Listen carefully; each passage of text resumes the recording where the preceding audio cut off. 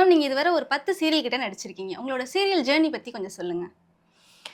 Serial ஜேர்னினா first படம் தான் பண்ணேன். படத்துக்கு அப்புறம் தான் வந்து சீரியல் ஆரம்பிச்சேன். ஃபர்ஸ்ட்டு சன் டிவில மகாலட்சுமி பண்ணேன். அப்புறம் கல்யாண பரிசு. அப்புறம் வரிசையா இப்போது I think this is like 11th serial. 11th or 10th.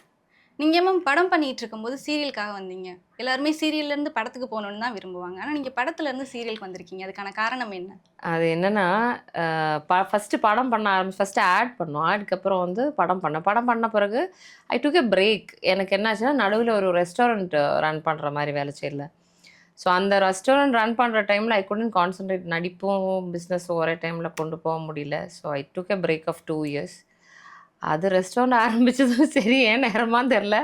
நீ சினிமாவில் தான் இருக்கணும்னு தலையில் எழுதியிருக்க போல 2015 ஃப்ளட்டில் கொஞ்சம் பிரச்சனையாகி தண்ணி உள்ள வச்சு வேளச்சேரி பள்ளிக்கரணை எல்லாம் ரொம்ப பாதிச்சதில்ல.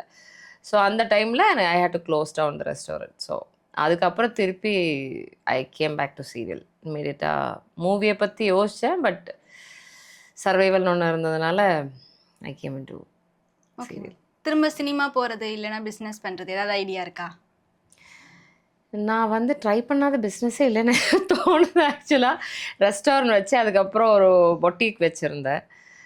தென் ஐ ஸ்டார்டட் டூயிங் என்ன சொல்கிறது, மேக்கப் ஆர்டிஸ்ட்டாக கூட பண்ணலாம் அப்படின்னு, காஸ்டியூம் டிசைனிங் எல்லாம் ட்ரை பண்ணியிருக்கேன். பட் ஆனால் எனக்கு தெரிஞ்சு I belong to this media. So I didn't want. இப்போ இதுக்கு மேலே நான் பிஸ்னஸ் எதாவது பண்ணுவேனான்னு கேட்டேன்னா இப்போதைக்கு எனக்கு எந்த ஐடியாவும் இல்லை. I continue in acting only. ஒரு கேரக்டரா வில்லி ரோல் பண்றீங்க. ஆனா ரியல் லைஃப்ல ரொம்ப ரொம்ப ஜாலியான பர்சனா இருக்கீங்க. எப்படி உங்களால அப்படி இருக்க முடியுது? ஏன்னா மேக்ஸிமம் கேரக்டர் எப்படி இருப்பாங்களோ அதே மாதிரி தான் ரியல் லைஃப்லயும் அவங்க சான்ஸே இல்லை. இதை நான் ஒத்துக்கவே மாட்டேன்.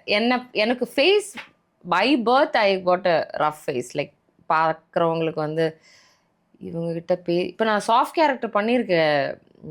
சத்யாவில் பண்ணியிருக்கேன், முள்ளு மலர்லாம் பண்ணியிருக்கேன்.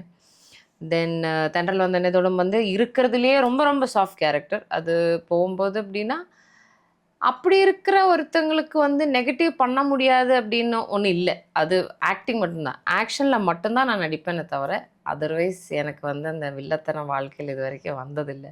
என்னை யாராச்சும் நோகடிச்சிட்டு போனால் ரொம்ப டார்ச்சர் அப்படின்னா மட்டும்தான் என் வாயிலிருந்து ஏதாவது திருப்பி ஏதாவது ஒரு பதில் வருமே தவிர அதர்வைஸ் ஐம் வெரி